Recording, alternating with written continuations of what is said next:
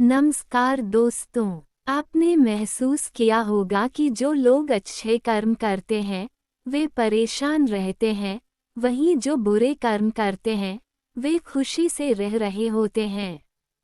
एक व्यक्ति जो किसी के साथ बुरा नहीं करता, जानबूझकर किसी को दुख नहीं पहुंचाता, जरूरत पड़ने पर लोगों की मदद करता है, अपनी सामर्थ्य अनुसार गरीबों को दान देता है, भगवान में विश्वास भी रखता है, पूरी श्रद्धा से पूजा पाठ करता है, लेकिन जब ऐसे व्यक्ति के साथ कोई अनहोनी, बड़ी दुर्घटना, अन्याय या कुछ गलत होता है तो लोगों के मन में सिर्फ एक ही प्रश्न उठता है, अच्छे लोगों के साथ ही बुरा क्यों होता है। तो आज हम इस प्रश्न का उत्तर जानने की कोशिश करेंगे गौतम बुद्ध के जीवन से जुड़ी इस कहानी के माध्यम से।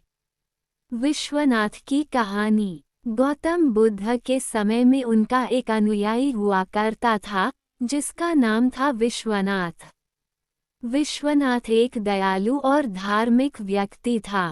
वह लोगों की मदद करता, गरीबों को दान देता, किसी के साथ अन्याय नहीं करता और बुद्ध द्वारा बताए गए पंचशीलों का पालन करता।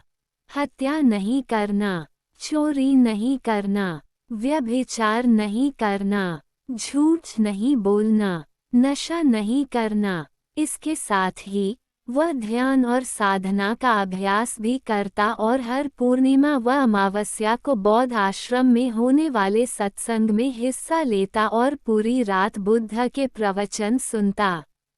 ऐसे ही एक बार वह बौद्ध आश्रम में बुद्ध के प्रवचन सुनने के लिए रात को रुका हुआ था। रात को बुद्ध के प्रवचन सुनने के बाद सुबह जब प्रवचन समाप्त हुए तो विश्वनाथ तालाब में स्नान करने के लिए चला गया। उसी रात उस गांव में कुछ चोर एक घर में चोरी करने के लिए घुसे। जब वे चोर चोरी करके भाग रहे थे तो उनमें से एक चोर का पैर गलती से एक बर्तन से टकरा गया। बर्तनों की आवाज से घर के लोग जाग गए और पूरे गांव में हल्ला मच गया कि चोर घुस गए हैं। मोहल्ले के लोगों ने चोरों का पीछा करना शुरू कर दिया। कुछ देर तक तो चोर गहने और जेवरात की पोटली लेकर भागते रहे, लेकिन जब उन्हें लगा कि अब पकड़े जाएंगे तो तालाब के पास से गुजरते हुए उन्होंने सारे गहने और जेवरात विश्वनाथ के कपड़ों के पास फेंक दिए और भाग गए। जब लोग वहां पहुंचे तो उन्होंने देखा कि चोरी का सारा सामान विश्वनाथ के कपड़ों के पास पड़ा हुआ है। लोगों ने विश्वनाथ को ही चोर समझ लिया और तालाब से बाहर निकालकर उसे मारना शुरू कर दिया। वह बार बार कहता रहा, मैं चोर नहीं हूँ, मैं तो रात भर प्रवचन सुनकर आया हूँ और यहाँ सिर्फ स्नान कर रहा था। मुझे नहीं पता कि यह चोरी का सामान यहाँ कैसे आया। लेकिन भीड़ ने उसकी एक भी बात नहीं सुनी और यह कहते हुए और ज्यादा मारने लगे। अच्छा, चोरी करने के बाद अब नाटक कर रहा है कि मैं अच्छा आदमी हूँ, प्रवचन सुनकर आया हूँ। गुस्साई भीड़ ने उसे इतनी बेरहमी से पीटा कि उसकी मौत हो गई। उसका मृत शरीर वहीं छोड़कर लोग अपने अपने घर चले गए।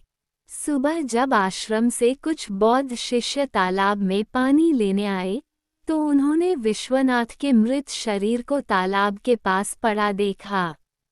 लोगों से पूछने पर पता चला कि चोरी के आरोप में उसे पीट पीट कर मार दिया गया।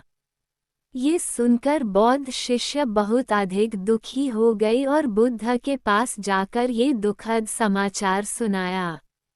बुद्ध चुपचाप सब सुनते रहे। तभी उनमें से एक शिष्य ने बुद्ध से पूछा, बुद्ध, ये बात तो आप भी जानते हैं कि विश्वनाथ कितना अच्छा इंसान था। उसने कभी किसी के साथ कुछ गलत नहीं किया, फिर उसके साथ इतना बुरा क्यों हुआ? बुद्ध बोले, विश्वनाथ इस जन्म में तो अच्छा था, लेकिन आज जो उसके साथ हुआ, यह उसी के कर्मों का फल है, जो उसने अपने पूर्व जन्म में किए थे। अपने पिछले जन्म में विश्वनाथ वाराणसी के राजा के यहाँ एक राज अधिकारी था। उस समय वाराणसी के पास एक बड़ा सा व्यावसायिक गांव था, जहां लोग व्यापार करने आते थे। वहां जाने के लिए एक जंगल पार करना पड़ता था, लेकिन उस जंगल में लुटेरे रहते थे, जो राहगीरों और व्यापारियों को लूट लेते थे। लोगों ने राजा से अपनी सुरक्षा की गुहार लगाई। राजा ने अपने उस राज अधिकारी को, यानी कि विश्वनाथ को, कुछ सैनिकों के साथ व्यापारियों से कुछ धन लेकर उन्हें जंगल पार कराने के काम पर नियुक्त कर दिया। एक दिन एक पति पत्नी अपनी बैलगाड़ी में बैठकर राज अधिकारी के पास आते हैं और धन के बदले जंगल पार करवाने के लिए कहते हैं। लेकिन राज अधिकारी मना कर देता है कि रात हो रही है, इसलिए वे सुबह तक रुकें। असल में उस व्यक्ति की पत्नी बहुत सुंदर थी और उसे देखकर राज अधिकारी मोहित हो गया। उसने उन पति पत्नी को रोक लिया और रात में उनके बैलगाड़ी के सामान में एक हीरा छुपा दिया। सुबह होते ही उसने हल्ला मचा दिया कि उसका कीमती हीरा चोरी हो गया है। जब सैनिकों ने बैलगाड़ी की तलाशी ली तो हीरा वहां से मिला। राज अधिकारी ने उस पति को चोर कहकर पीटना शुरू कर दिया। बाद में उसके सैनिकों ने भी उसे इतना मारा कि उसकी मृत्यु हो गई। इसके बाद उसने उसकी पत्नी से विवाह कर लिया। बुद्ध बोले, पिछले जन्म में विश्वनाथ ने झूठा आरोप लगाकर एक निर्दोष व्यक्ति की हत्या कर दी थी, इसलिए उसे नरक में बहुत कष्ट भोगना पड़ा। फिर जब उसे नया जन्म मिला, तब भी उसके पुराने कर्मों ने उसका पीछा नहीं छोड़ा। जो पाप उसने किया था, वही इस जन्म में उसे भोगना पड़ा। बुद्ध ने कहा, अगर इस जन्म में किसी अच्छे व्यक्ति के साथ बुरा होता है, तो यह उसके पिछले जन्मों के पाप ही होते हैं, जिनका फल उसे इस जन्म में भुगतना पड़ता है।